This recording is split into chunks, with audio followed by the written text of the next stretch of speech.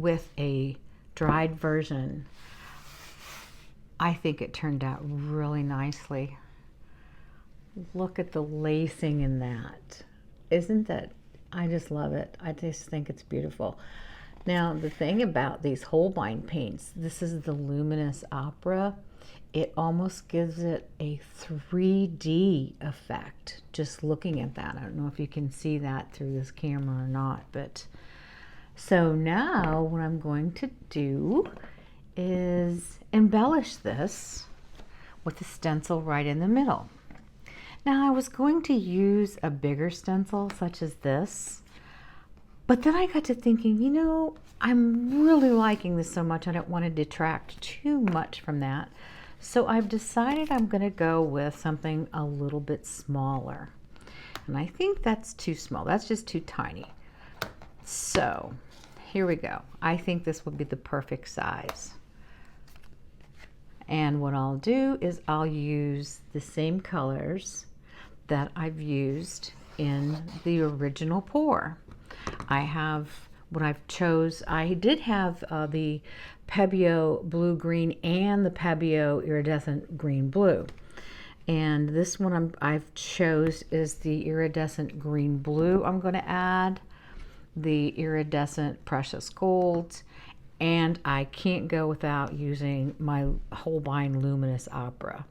Just love that color. Naturally, we're going to put down my Golden's gel gloss first, so that kind of does a barrier between the painting and the paint. It dries clear, so basically what you're going to see then is just the paint once you pull the stencil off. If you've seen any of my other videos, you'll see how that worked out. I like to add it so that it's got some good texture to it, so it's an even more of a 3D effect to that. So let me get this taped down and let's get started. All right, taped and ready to go. What I wanted to bring up also, this is in the middle of this canvas. So what I like to do to give it some stability when I'm pushing on it, so I have these little, you can use whatever you want, tiles, whatever. I just have these little flat boards that I've taped together and piled up there. Put that in the middle, and that way I don't have any push onto the canvas. I have some good stability under there. So that really helps me a lot. So let's get to doing this. Just put down this gloss gel. And you can use any brand of gloss gel that you want. This is a, again, it's Golden's gloss gel, and it's just the regular. It's not heavy. And you can put down as much on there as you want depending on how much texture you want to get out of it. You can really build it up and give it a lot of texture, or you can smooth it out really well and give it a very smooth texture. I want something with just a little bit more texture and 3D effect. And I think the first thing I'm going to do is just put down gold. I think that's just going to be totally my base on this. And then you can add color right on top of that gold. And because I'm wanting more of a 3D effect, I don't care about making it really smooth, just like on that gloss gel, which of course, like I mentioned, does dry clear. So, okay, so there we have that. Okay, I'm gonna wipe off my little palette knife. I think I put too much gold on there. I try not to waste. And I'm just going to vary different areas here with this. I'm gonna use this green blue first. And I'm just gonna add it in different areas like this. And when you're putting gold down first like that and you're doing any kind of a color, as you all know probably, careful with blending it too much, as far as you'll end up with a totally green situation otherwise. So yeah, you don't want to just blend it in too much. Wipe off my palette knife, and then I'm going to get into my luminous opera. Jeez, I just love that so much. And I'm just going to go ahead and just throw that on. Just no particular order or place that I'm doing it. I'm just gonna keep, I think I wanna make sure that I'm getting a good amount right in the middle, because that's that center of this stencil. Scrape up as much as that I can. I'm just trying not to blend it too much.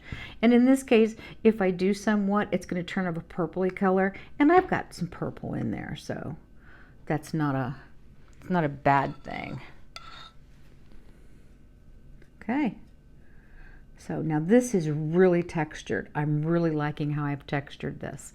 So when it dries, it's going to dry with all those textured ridges and three-dimensional look. So let's pull this off there, wipe off my palette knife, and see what we got. Now when I put the tape down, I always make sure there's an area where I can go ahead and pull it off. Gently pulling the tape off the stencil. If you need a little help getting the rest of that stencil up, just use a little palette knife or something. Now this is where you want to be gentle, especially when you're doing such a 3D effect. There we go. That is really a textured look. Let me lift this canvas up. Let me set this down on something. I always like to, you can scrape that paint, because there's quite a bit of paint on there, because I did put a lot on there for the texture. You can scrape that off and use it. It's going to turn probably a purplish color, but that's okay. You can reuse that. So let me pull this canvas up and show you how much of a texture look we've got out of that. Can you tell? Can you see on there? That's going to be great. Now once this is all dry, I'm going to put a couple coats of Tri-Art liquid glass on that, and I think that's going to look so cool. All right, so we'll be back to show you the end result. Okay, so here is our finished product. Now I just put a second coat of the Tri-Art liquid glass on it, so you'll probably have some glare. It is not dry, but we have some amazing lacing, just incredible lacing and shimmer. I think this turned out very nice. Just look at some of that lacing. It's got such depth to it. And that Holbein luminous opera really is incredible when you're working with it next to the darker colors. It really pops. It really does show depth and like a three-dimensional look to it when it's next to the darker colors. Just love it. So anyway, there it is, a little 14 by 14 inch canvas, just a standard canvas. Maybe in my next video I'll go ahead and show the actual dried result, because this is still wet. So and I'd like to thank you so much for tuning in, watching my video, and hopefully if you haven't subscribed, you'll go ahead and hit that subscribe button. And by the way, just to mention that all my paintings are for sale, which I've never mentioned in any of my past videos, because I don't know, I guess sometimes we're our own worst critic. But thank you for joining me. Love you guys, and keep on pouring.